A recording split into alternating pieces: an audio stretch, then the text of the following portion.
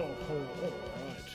So, it's been a while since an upload of any sort has been done, but we are back, we are here, invited by a sandbox coach for their draft league. It's called ADL. What it stands for, I don't know, but we're not going to stress about that. What we are going to stress about is where in the draft we were, what we drafted, our nickname theme. You can see the first 5 Pokemon that we drafted. So it's something a little different. So what this is so you know how Sandbox was basically you just play with the little ones and the little ones go bah. Well, now it's the big boys and the big boys go bah. So haven't done this in a doubles draft setting before. So basically, no expectations. We're just going to go and win as many games as we can. Try to have fun with it and try to enjoy using the squad that we've used, that we have drafted. So, we've got it on show down there. It's April 1st, time of recording, so the April Fool's sprites are up. So, you know, bit of a cheeky look at, bit of a cheeky laugh here or there. So, we were pick 5 to start out, and our first couple of picks they went through. So pick 1 basically picked Gothitelle just right off the bat. And then we had Coach Dew, who was just spinning the wheel. Interestingly, the only coach to snipe a pick of mine in the entire draft. Mostly because I was just going off more instinct than anything. Then third has gone with some Sun stuff, picking up Torkoal first. And then coach before me grabbed a Whimsicott, a pretty strong Tailwind setter. I've used the Pokemon in VGC, went to Worlds, used it. So, very solid one. And I have decided, because also, should mention, anything with a point value of 36 or lower has the ability to Terrestrialize, and Terrestrial adjacents are open, so basically we give essentially a Tera team sheet from what I'm thinking to our opponent, and basically tells them the Pokemon and the Tera type. So they are aware of what Tera we bring to a match, but that can change with each match. So first one is we picked Hisuian Typhlosion. So Hisuian Typhlosion has the ability to Tera. It is 33 points, and this thing is just an eruption bot essentially. Ghost typing makes it immune to like immediate fake out, and depending on how team sheets work, having Frisk is nice, but if the team sheets are just flat out open with everything except EVs, Frisk will not be very nice, but Blaze will still be great. So that's what we've went with for our pick 1. Hisuian Typhlosion, and we're sort of gonna cater towards that a little bit, and it also means if I have it, I don't have to play against it, which is nice. Load off my back. So when it came to pick number 2, there was a second Pokemon I did want, which was Primarina, because I've used Primarina. I think Primarina could be pretty fun in a draft setting, but I knew if I didn't pick it now, it was definitely going to be picked up by the coach who grabbed Gothitelle immediately out the gate. Because obviously, if you're picking up a Shadow Tag Mon, you're going to be eyeing off good Perish on top. With Scream Tailor and Fluttermane both going, Primarina seemed like it was a likely candidate to be taken off the board, which is why I have picked it next. So we have grabbed Primarina as pick 2, and it was mentioned in the chat that the 3 Perish Song users that they wanted were sniped, so we made a good call in that regard. So Primarina has just some phenomenal stats just around the board. Very usable, like high special attack, high special defense. Liquid Voice will be handy for... I like you spread Hyper Voice, just becomes a water type move. Nothing really wrong with that. For weeks that Torrent isn't necessary. And it also means you won't be using Dazzling Gleam. Makes your spread move, you get your strongest single target Moonblast. Moonblast also being a move that 30% of the time drops special attack. Like, that is mental. It might not comprehend as a lot just at face value, but yeah, it is quite a lot. Primarina, unfortunately, 37 points. So Pre-Marina will not have the ability to Terra, but that is a-okay. We will play Pre-Marina accordingly. So after that, we have our pick number 3, and there was some stuff that I felt like I might have wanted to deal with a little better. Felt like this thing called Wide Guard might be kind of handy as well. Pretty solid rock type, pretty solid just stats in general. So we have Garganical. The Purifying Salt, always nice ability. Ghost offensive are halved, and we can't be statused. This thing is also 35 points, so Garganical can Terra if we do need to. Clear Body Sturdy, also quite handy abilities as well to have. Pretty solid stat spread there, fairly slow mon, but that can be handy in case we come up against some more harder Trick Room teams. And as you could probably see by the next 2 picks following, it gives us something of a Trick Room option ourselves. Nothing outstanding, nothing that's gonna, you know, pull or anything like that, but it's there, it exists, and that is fun enough.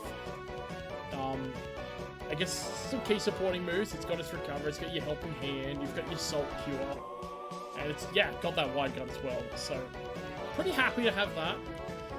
And then we got to the point in the draft where we sort of like had a look at it, and a lot of coaches have picked some big fellas right out the gate. I elected to play a little differently. I elected to grab some cheap picks during the middle of the draft, and then sort of flesh it out with some bigger picks towards the end, which is why the next 3 or so picks are on the cheaper side as opposed to the more pricey side in terms of points. So I believe from this point onwards, everything has the ability to terrestrialize except for our last 2, and you will know the last 2 when you see them. So next, this one was for 5 points, and it's Devotion. So Devotion has the exact same special attack and speed as Reuniclus in the 125 and 130.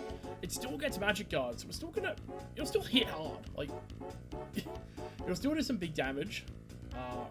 Overcoat's also nice as well, in case we come against like any rage powders and stuff. Devotion is free to just ignore that, especially if like Trick Room's up and Devotion's looking to get nasty.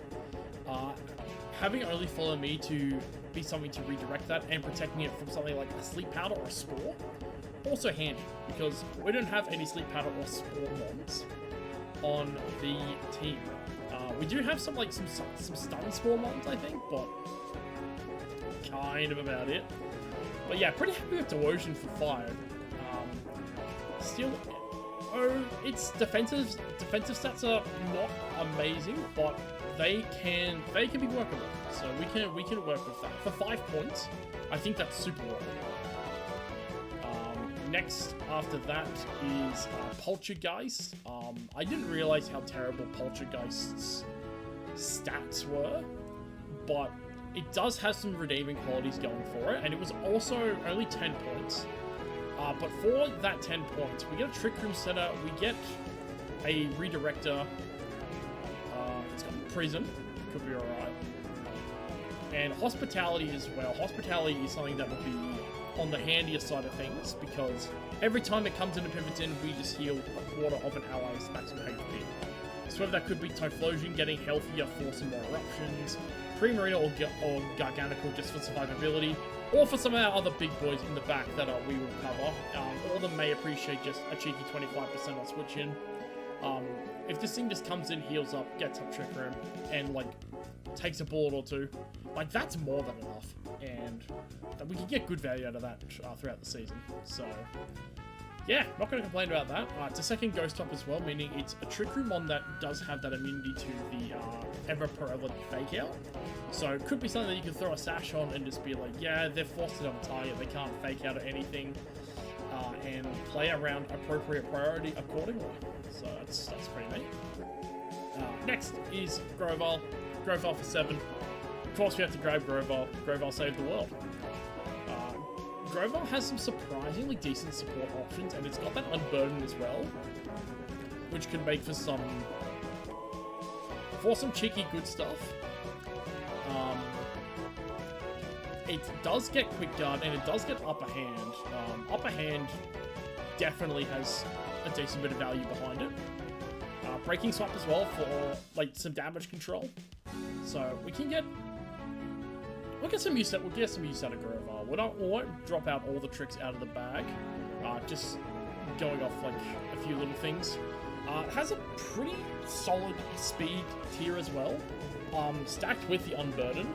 It'll actually jump quite a lot if you're able to get it down to a point where it can burn its Focus Ash, allowing it to potentially set up for some nasty combos that may be showcased in throughout the league.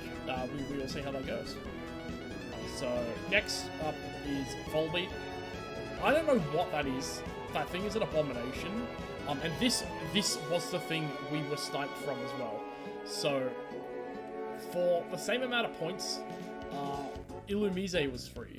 But Illumise got picked by Joey, who was spinning the wheel, on spin number 2. So the main reason why I wanted Illumise over Volbeat was because Illumise gets fake tears. Yes, this thing can get Tail Glow and Baton Pass. That is so much to ask for in a doubles format when this thing is going to be a primary form of like immediate support you want on the field, and not wanting to give up 2 slots to pass off boosts, because this thing's probably going to be like it can set up your weathers, it can encore, it can set up your tailwinds, it can offset like all sorts between Struggle Bug, Pounce, and Lunge. Like it's got good options. So it is, literally the one thing that I was missing was the fake tears. But that's not the end of the world. We'll still manage pretty happily with Volbeat. Just Prankster speed control, that'll be handy. Quick little burst for something like Typhlosion, even something like Primarina, even something for like some of the lads that are yet to be announced. After we click on Electrode, the last 2 will appear up there. You can already see 1. So we'll get right into that. We picked up Electrode, the Hisuian Electrode. The Hisuian Electrode for me was, it throws off that, we've got that big speed. And Electrode is also soundproof, which, kind of neat if we feel like we need to drop a thing or 2 and pick up some stuff. If anything isn't working out. We do have Prim. Maybe we pick up like Gothita, the very baby Gothitelle, and pull off some cheats of our own, and a cheeky soundproof mod to avoid any of those shenanigans. But it's also got some handy tools as well, like it's also another weather setup, primarily Rain, which can be handy for something like Primarina if Primarina is getting large and in charge. Worry Seed's handy to get rid of any annoying abilities, which there are a few of those. Like an example of an annoying ability would be like Mind's Eye, or like Chlorophyll, or like, I don't know, just stuff like that. Just anything that seems like it could be a bit annoying, we can just get rid of it and give it Insomnia. So yeah, bit of pace, some good support options from Hisuian Electrode as well, so we should be good to showcase those as well. Other abilities, Static can always be nice against something like Rapid Strike. I don't even know if that got drafted. It got drafted, so it could be handy for something like Rapid Strike. Coming in, should be able to take Surging Strikes relatively well, unless if it's absolutely juiced, in which case maybe not so well. And Aftermath's always nice as well. Trading a quarter HP on Knockout can always be fun. So yeah, not bad for that. That's our last Pokemon we can Tera. So everything said up to this point, excluding Primarina, we have the option to Tera. So we've got a lot of Tera options there to play around with. Last 2, so Annihilate was one of the 2 big guns we had. So at this point we had 90 points for 2 Pokemon, because this was 46 and our last was 44. So yeah, we had big bank, so there really wasn't any coaches. There was maybe only like, I think 3 or 4 at this point, because after the Electro pick coming up to Annihilate. Every other coach behind me still had 2 more picks, and some of them still had a sizable amount of points as well. But I felt pretty confident that these 2 weren't going to be picked up. And I think if anyone might have been picked up, it might have been Annihilate. So I went with Annihilate first. I also did have a backup for Osaluna, if that was drafted as well. Which we can look at doing if, you know, if push comes to shove and we do need to make some changes. So we'll start with Annihilate.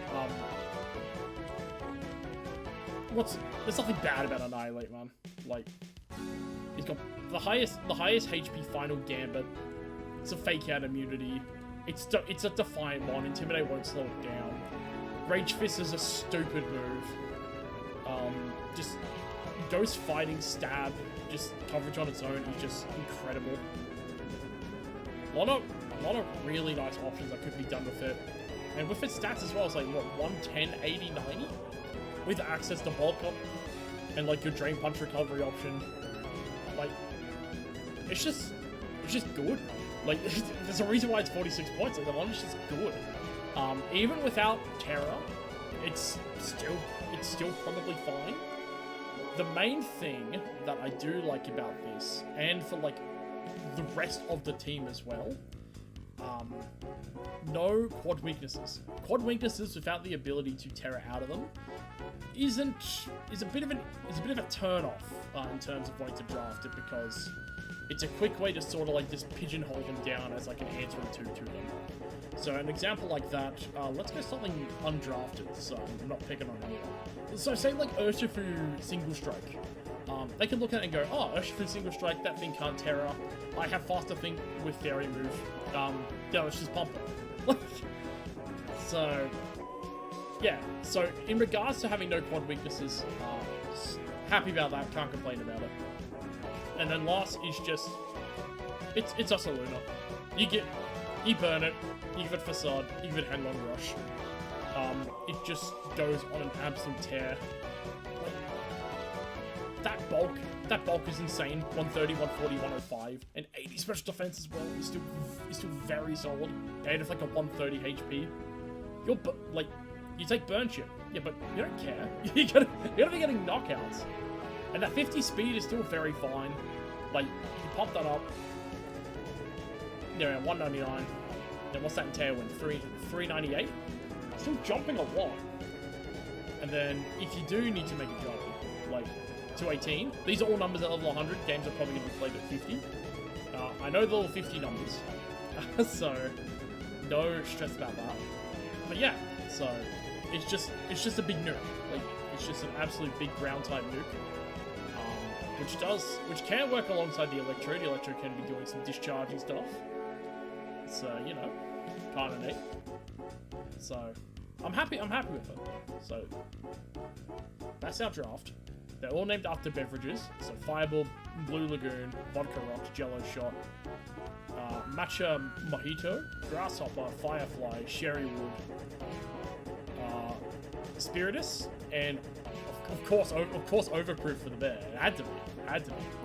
So that's what we're going to be locking in, and we will be running week 1 shortly. Actually, we just had we had a local regional, which was cool and stuff. I played cards. That was fun. Probably the most fun I've had in a long time at a regional.